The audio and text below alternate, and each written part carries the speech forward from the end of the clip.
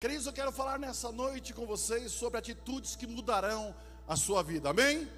Diga assim: atitudes que mudarão a sua vida. Salmos 37, do verso 3 ao verso 7. Diz assim a palavra de Deus: confia no Senhor e faz o bem, habitarás na terra e verdadeiramente sereis alimentado.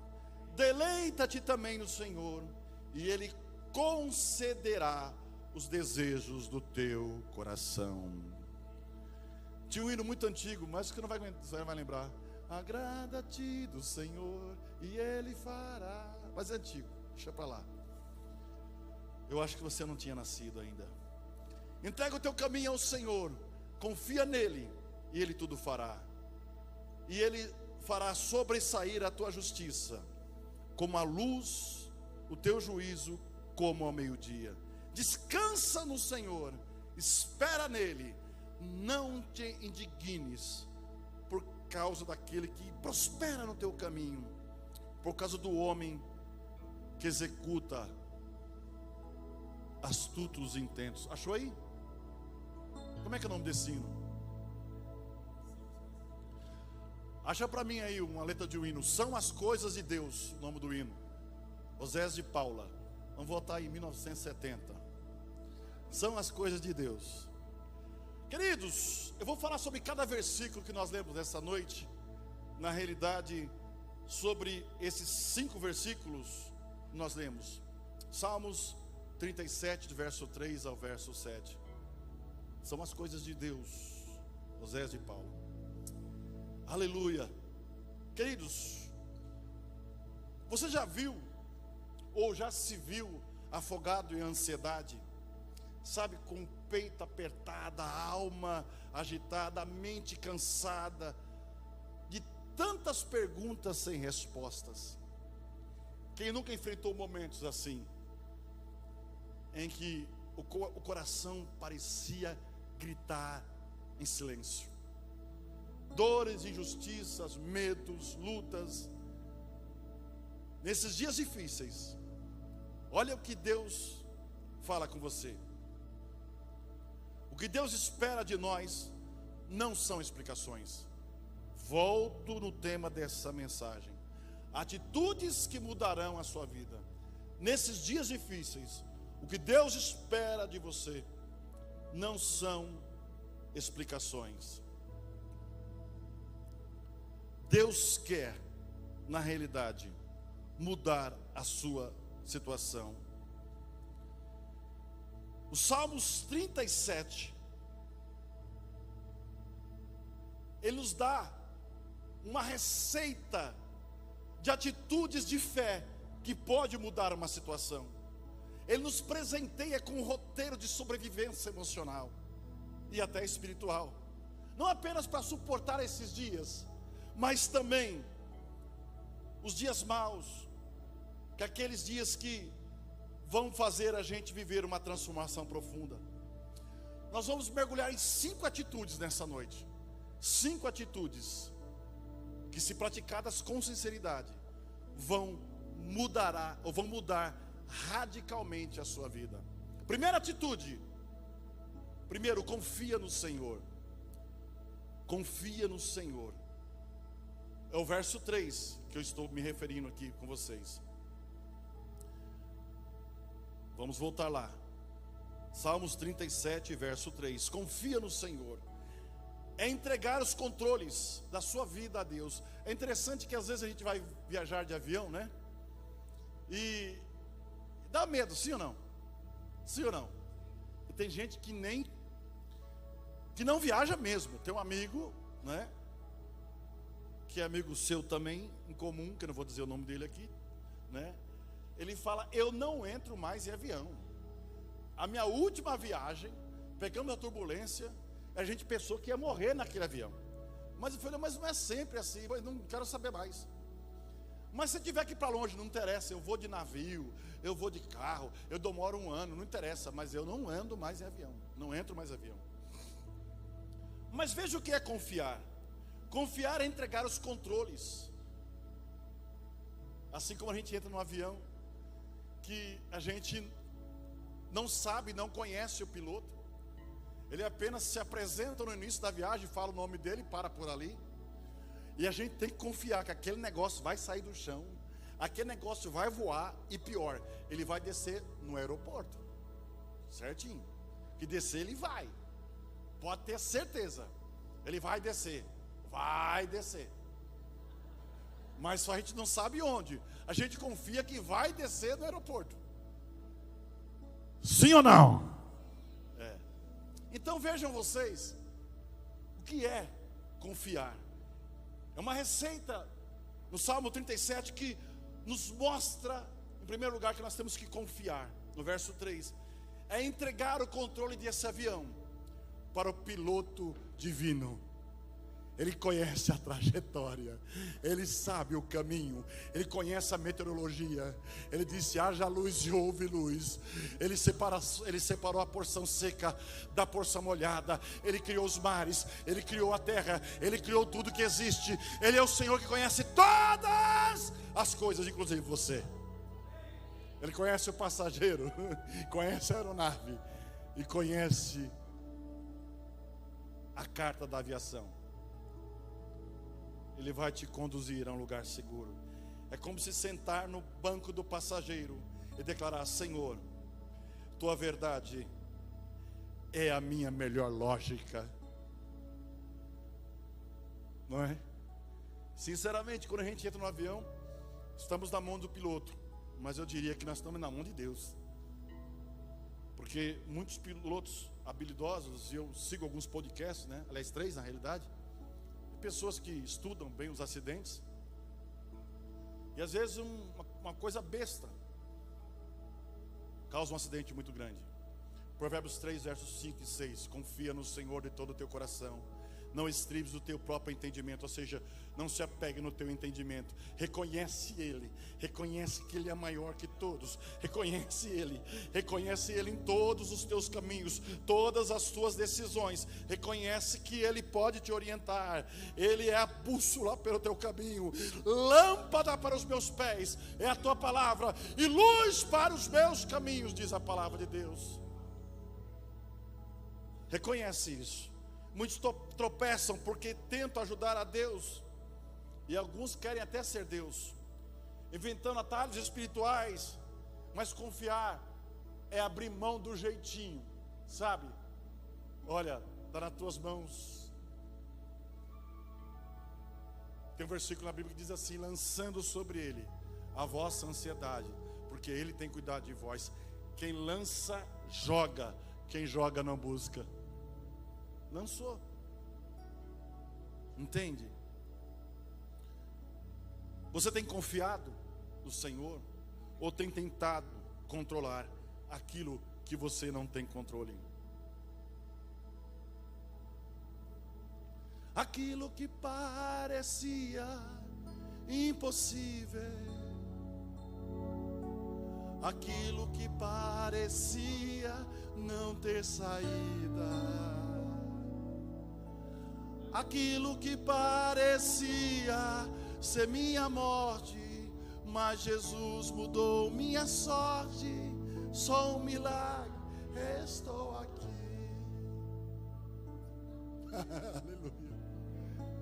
A Bíblia conta uma história linda do apóstolo Paulo, que ele estava numa embarcação e o mar ficou revolto e começou a quebrar tudo, e começou a quebrar, e quebra toda a madeira do navio. O navio vai querer afundar. Ele levanta e fala: ninguém aqui vai naufragar, ninguém aqui vai morrer. Ele profetiza isso, e aquela embarcação chega aos pedaços à margem, na praia, e ninguém morreu, mas eles estavam todos molhados. Ele foi juntar gravetos para fazer uma fogueira, e uma cobra venenosa, que poderia matar ele em segundos, o picou. E as pessoas já falaram: nossa, ele profetizou vida sobre a gente, dizendo que a gente não ia morrer, e não morremos. Que falta de sorte.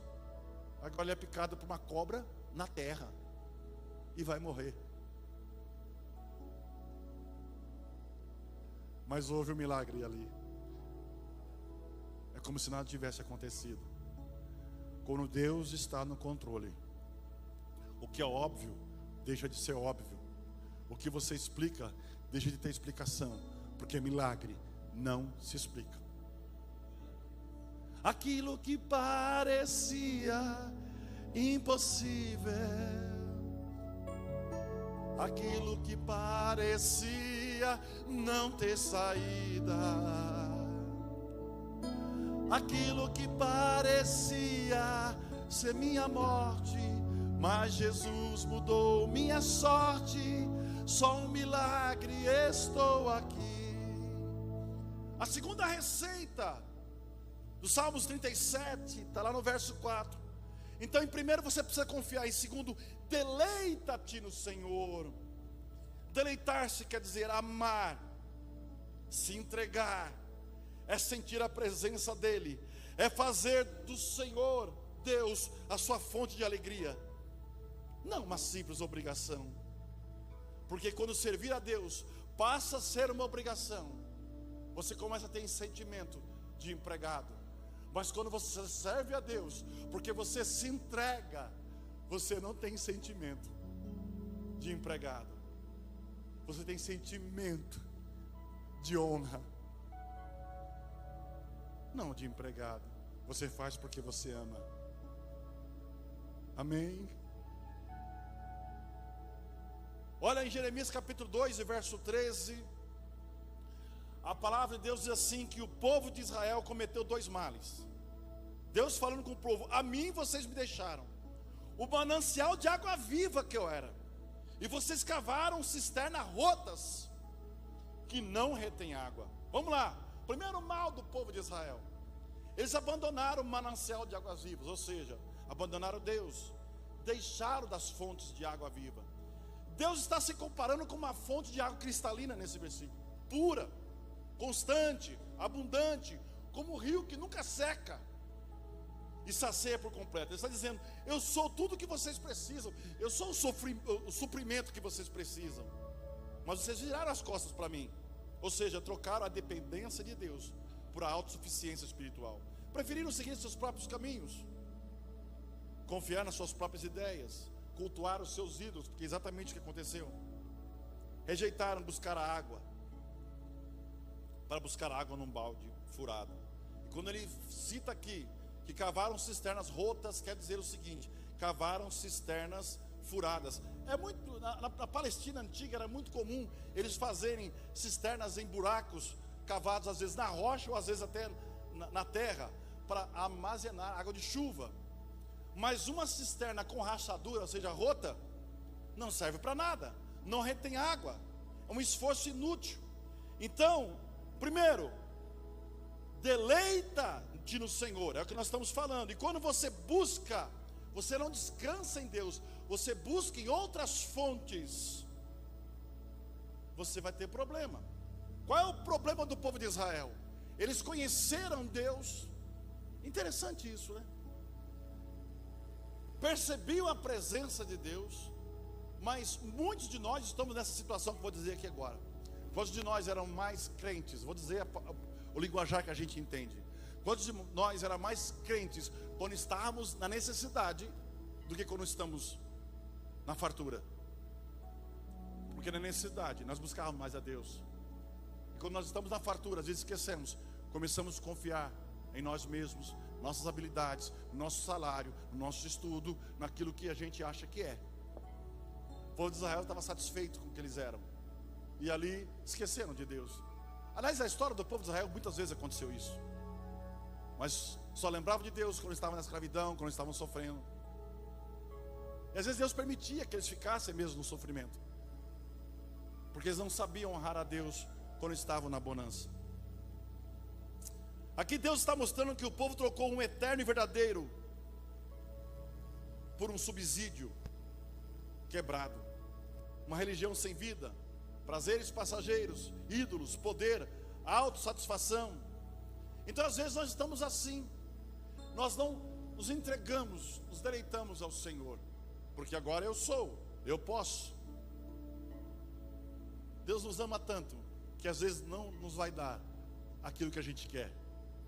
Porque se Deus desse um jet ski para cada irmão aqui, Ah, irmãos, qual é a represa mais perto aqui? Avaré. Nós temos que fazer o culto, você em cima do jet ski, lá em Avaré. Igreja Batista Renovada, vamos dar o nome, As Margens de Avaré, CNPJ 111 458 12. Meu contrário traz 41. Nós vamos estar lá. Os irmãos só. Terminou, pastor? Terminou, agora vamos lá. Porque ele não entende que por ele e para ele são todas as coisas, inclusive o seu lazer. Deus é contra o seu lazer, mas o seu lazer não pode estar acima de honrar a Ele. Precisamos aprender a lidar com a liberdade, irmãos. Toda liberdade, ela traz responsabilidade. Quanto mais você é liberto, quanto mais você pode decidir, você precisa assumir mais responsabilidade daquilo que você decide. Interessante que quando as coisas dão errado, nós transferimos para Deus aquilo que nós decidimos. Mas se as coisas dão certo, se eu estou autossuficiente, então sou eu que fiz. Deus não teve parcela nisso. O povo de Israel agia assim algumas vezes. E às vezes você se perde nessa história. Mas veja que escolher a Deus e entender que tudo vem dele, é por ele. Tem uma história linda em Lucas 10:42, uma história de luto, que Jesus vai na casa de Lázaro, encontra Maria e Marta, e a gente precisa entender o contexto, que elas estavam enlutadas porque o irmão dela tinha morrido, já havia 4 dias morto, ou seja, não tinha o que fazer, enterrado. E aí o que acontece? Jesus vai ali. Vamos imaginar essa cena aqui. Vocês estão comigo, amém? Eu sei que alguns estão pensando no amanhã, mas fique aqui hoje comigo. Imagina, Jesus chega nessa casa e tem um luto. Uma mulher, que é Marta, já vai, ela estava meio chateada com Jesus, porque ela conhecia o poder de Jesus e sabia que Jesus tivesse ido quando ela mandou o recado, 4 ou 5 dias antes. Ele podia curar o irmão dela. Eles eram amigos. Então você já estava bronqueada mesmo. Se tu estivesse aqui, meu irmão não teria morrido. É bronca. Eu imagino que ela largou Jesus e foi fazer comida. Não tem muito o que conversar com esse camarada. Deixa eu cuidar na comida aqui, que daqui a pouco ele vai comer lá com os discípulos dele, esse povo aí que chegou aí. Estou chateada com ele. Mas Maria, ao contrário de Marta, mesmo dolorida, mesmo em luto, ela começou a ouvir Jesus, a argumentação que Jesus tinha, e começou a argumentar com ela, a conversa. Eu vou ressuscitar teu irmão. Mas Senhor, eu sei que o Senhor vai ressuscitar lá no último dia, no juízo final. Não, viu? Quem crê em mim, começou. E aí, Lucas 42, 10:42, diz lá que estavam lá Maria e Marta. Maria escolheu a boa parte, ou seja, ela priorizou a presença e a palavra, enquanto a Marta se perdia nos excessos da tarefa. E Jesus disse: olha, essa parte que você escolheu não vai ser tirada. Tudo bem. Quantos de nós nos decepcionamos? Me entenda. Quantos de nós nos decepcionamos com Deus em algum momento? Sim ou não? É porque a gente quer naquela hora. A gente quer que Deus resolva. Ou quantos de nós deixamos, vamos deixar para lá. Deixa para lá. Não tem mais o que fazer. Deixa eu cuidar da minha vida. Mas Maria continuou ouvindo Jesus. Então, deleita-te no Senhor, se entrega a Ele, confie nele, que Ele vai mudar. Nesse contexto, esse versículo ensina que, em meio às ocupações da vida, a melhor escolha sempre será parar tudo, estar na presença de Jesus. E essa escolha vai trazer uma intimidade com Ele. Ninguém poderá tirar essa intimidade de nós. Onde está o seu verdadeiro prazer? Estar nas coisas de Deus ou não? Em terceiro lugar, no verso 3 fala: entrega teu caminho. A entrega aqui, na realidade, fala para você entregar o seu fardo. Entrega teu caminho. É interessante que eu dei observada que quando a gente se entrega, eu vou usar aqui um exemplo, não é? Quando você está entregue, me entreguei, o que a gente faz? Rendição, levante as mãos, sim ou não? Se entregou. Coloque as mãos onde eu posso ver, mão na cabeça, e aí vai lá, algema o cara, está entregado, está entregue. A partir daquele momento, aquela pessoa está em poder do Estado. Inclusive o Estado vai ter que garantir a vida daquela pessoa. A entrega é dizer: Senhor, eu estou nas tuas mãos. Estou em tuas mãos. Olha que coisa linda. Em Atos capítulo 26, verso 14, tinha um homem chamado Saulo. E este homem, ele perseguia o povo de Deus, e Deus tinha um olhar especial para Saulo. Deus precisava fazer alguma coisa para mudar a história dele e a história do povo que estava sendo perseguido, porque ele era uma espécie de um promotor. Ele acusava e mandava matar os cristãos. E aí ele estava no caminho, indo para uma cidade chamada Damasco, perseguir outros cristãos. Ele estava veredito lá. A Bíblia fala que quando mataram Estevão, quando apedrejaram ele, diz que Paulo estava de pé lá, observando a morte de Estevão quando ele foi apedrejado. Só que a Bíblia fala também que quando Estevão estava recebendo aquelas pedras, ele viu a glória de Deus. Ele viu a glória de Deus. Irmãos, eu estava vendo um documentário sobre a China, e a primeira coisa que os pastores aprendem na teologia de pastoral, para pastorar uma igreja na China, a primeira coisa que eles aprendem é sofrer. Primeira lição é sofrer por amor a Cristo, porque as igrejas são escondidas. A palavra de Deus não pode ser pregada, tem que enganar o Estado, entende? E Paulo estava perseguindo os cristãos. Imagina, todo mundo conhecia a fama dele, os cristãos, misericórdia, não podia ouvir falar o nome de Saulo. E aí fala assim, ó: por que você me persegue? E caindo todos por terra, com uma voz falava, não é? Saulo, Saulo, coloca no verso 14: por que você me persegue? Duro é você recalcitrar contra os arguilhões. Eu fui pesquisar o que é arguilhões. Na verdade era um instrumento agrícola que era usado, especialmente lá no tempo bíblico. Era uma vara comprida, às vezes de ferro, ou às vezes de pau, com a ponta afiada, para cutucar os animais, quando eles paravam no caminho e não queriam andar. E ele fala, recalcitrar é dar coice, porque quando o animal era cutucado e dava coice, ele se machucava mais. Então Jesus usa uma linguagem para Paulo, diz: olha, duro é você, eu estou te cutucando, querendo te mostrar um caminho, querendo mostrar quem eu sou, e você está se machucando, porque você é cutucado e ainda dá coice. Duro para você é recalcitrar contra os aguilhões.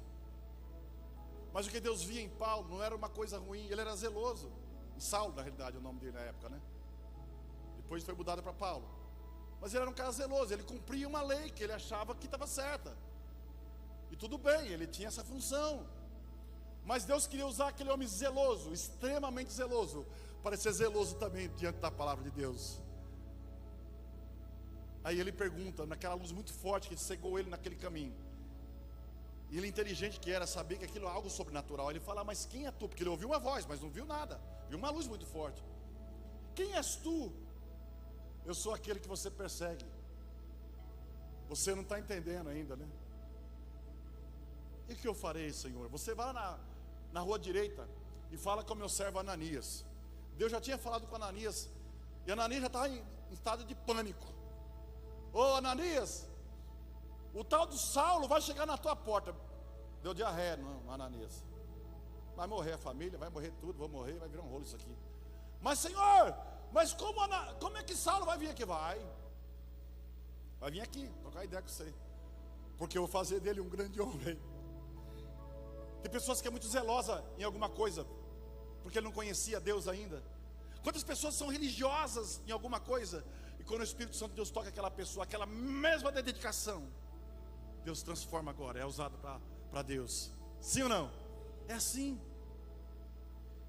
Então, esse aguilhão era uma vara comprida, e Deus usa ali uma figura de linguagem para mostrar para ele. Jesus usa para falar para ele: eu sou esse cara, você não está entendendo. Você não está entendendo. Ou seja, no contexto cultural da época, o aguilhão na realidade era uma imagem forte de disciplina e correção. Recalcitrar contra os aguilhões é dar coice contra os planos de Deus. Só vai se ferindo. Só vai se ferindo em cada tentativa. Mas Deus não faz isso porque Ele quer que você faça alguma coisa que você não quer. Ele te ama tanto, que como o bom pastor da vida é pela sua ovelha, e a ovelha é o símbolo de um animal que precisa ser guiado. É um dos animais mais indefesos que tem. Precisa de alguém conduzi-lo. Que Ele às vezes Ele nos deixa a gente ferir, para a gente entender que Ele nos ama. Em quarto lugar, descansa no Senhor. Verso 7. Descansar não é inatividade, não é ficar parado. Não, é a confiança em estado de paz. É a fé. É a fé que se deita no colo do Pai quando tudo parece ruir. Eu sempre falo para os meus filhos, e sempre falei: eu nunca vou deixar de ser pai de vocês. Se alguma vez, ou se algum momento na história da vida de vocês, alguma coisa der errado, você tem um pai. Entende isso? Ame seus filhos. Infelizmente, muitas meninas saíram de casa muito cedo, principalmente em tempos atrás, e se acabaram nessa vida, porque erraram e os pais não aceitaram dentro da casa. Mas o princípio desse amor de Deus está calcado exatamente no perdão e no amor. Não existe amor sem perdão. Não existe perdão sem amor. Descanse, confia, porque a fé é a fé que se deita no colo do Pai quando tudo parece ruir. Fé é ver o invisível e acreditar no impossível.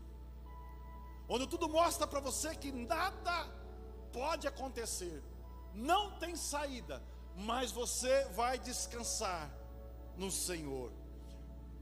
Mateus capítulo 11, verso 28 e verso 29. Jesus disse: vinde a mim, todos que estáis cansados e oprimidos, e eu vos aliviarei, e encontrarei descanso para as vossas almas. Porque meu fardo é leve e meu jugo é suave. A religião e às vezes a igreja tem colocado um jugo e um fardo muito pesado, onde nós inventamos situações e regras para colocar pessoas nos céus, como se nós fôssemos o porteiro do céu.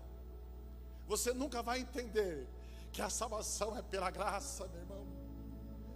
O primeiro homem que entrou no reino de Deus não foi um homem que cumpria a lei religiosa, não foi um homem que zerava pela lei religiosa, não foi um fariseu,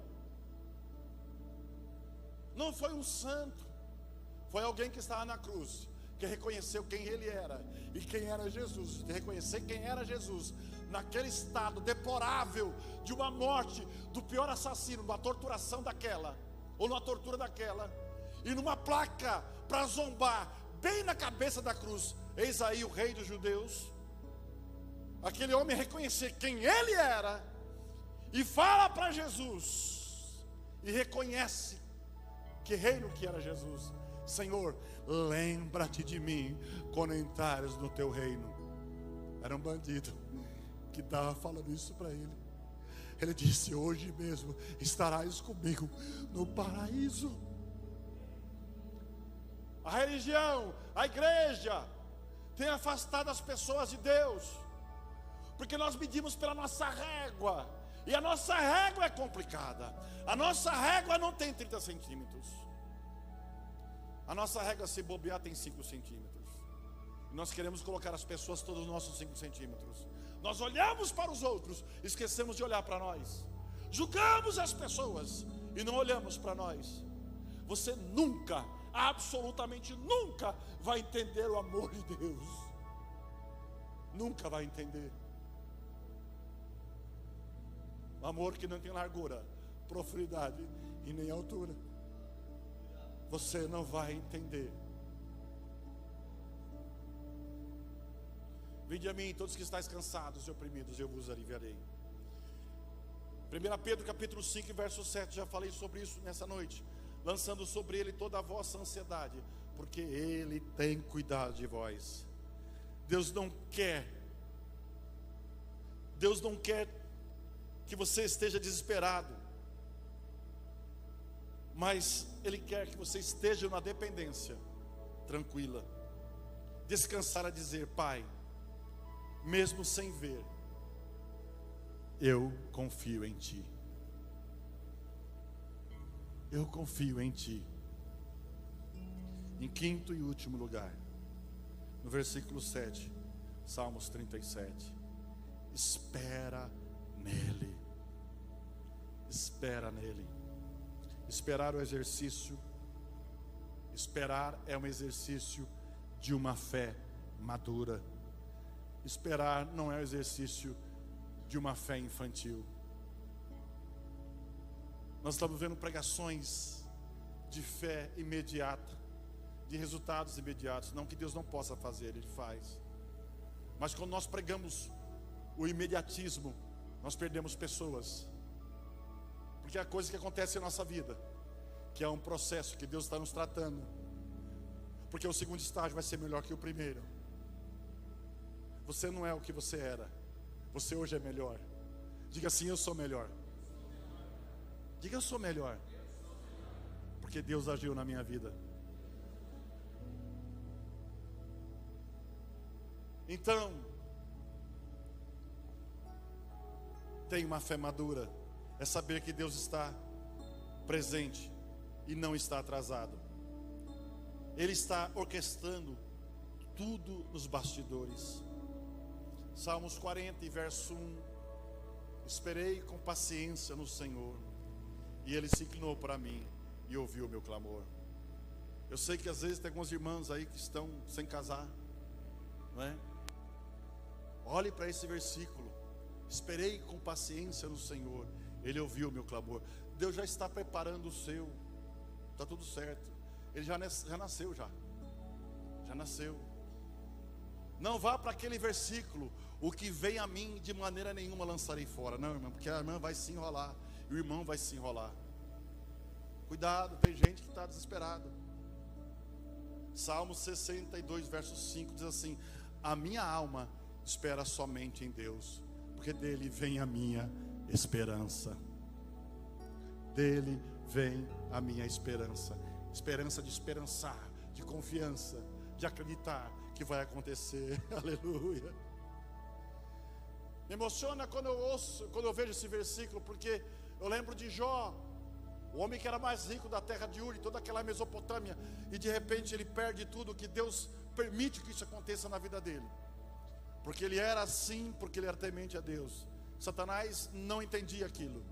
E quando Jó perde tudo, ele faz uma oração e diz: nu saí do ventre da minha mãe, e nu voltarei para o pó da terra. O Senhor Deus me deu, Ele tirou. Bendito seja o nome do Senhor Deus. Ainda sobrou a esposa. Só sobrou a esposa para falar para ele: viu? Amaldiçoa esse teu Deus e morre.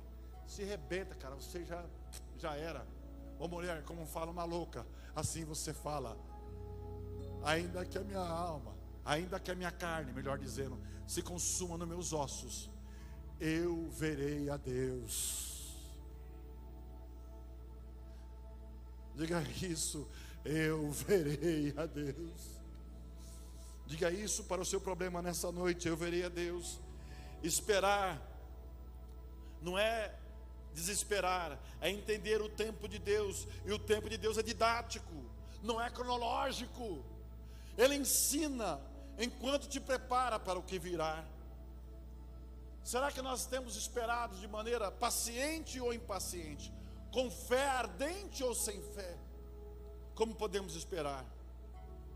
Já estou terminando. Conclusão: uma vida transformada. Então, em 5 atitudes que eu falei nessa noite. Primeiro, confie. Quem entrega o leme da sua vida, entrega o leme para esse capitão da sua nau, ou seja, da sua embarcação.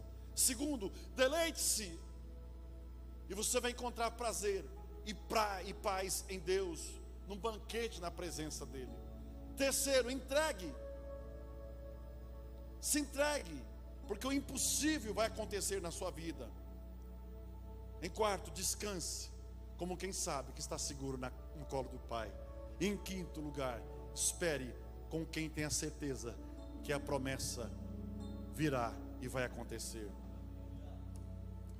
Eu queria cantar aquele hino, depois você espera um pouquinho só, que esse hino acho que você achou ali, né? Se vocês quiserem achar com ele aí, tem no YouTube lá, não sei onde tem. Finalizo com um convite para você. Pare de correr. É nesse tom? De Deus, isso. Achou para mim a letra aí ou não? Eu não consigo ver você daqui. É isso, só não deixa parar ali, porque eu vou parar e vou errar. Pare de correr. Dobre os joelhos. Solte o controle. E veja Deus transformar a sua vida por meio dessas 5 atitudes. Diz no princípio da matemática que se não existe solução, não é problema, sim ou não? Se não tem solução, não é problema. Se eu faço uma expressão algébrica, sei lá, uma expressão de 2º grau, mas não tem solução, não é problema. E há coisas que não tem solução. Se não tem solução, não é problema, espera, não tem o que fazer. Quando eu passei no estado de falência, eu fiz tudo o que eu podia fazer. Não deixei de trabalhar, mas chegou um momento que não tinha mais solução. Eu tive que parar e ficar olhando. Não tinha mais o que fazer, não tinha mais onde buscar recurso. E foi o tempo que eu vivi de milagre. Cada dia Deus fazia um milagre. Você crê? Então declare com fé nessa noite. Diga assim: Senhor, eu confio e me deleito, entrego, descanso e espero em Ti.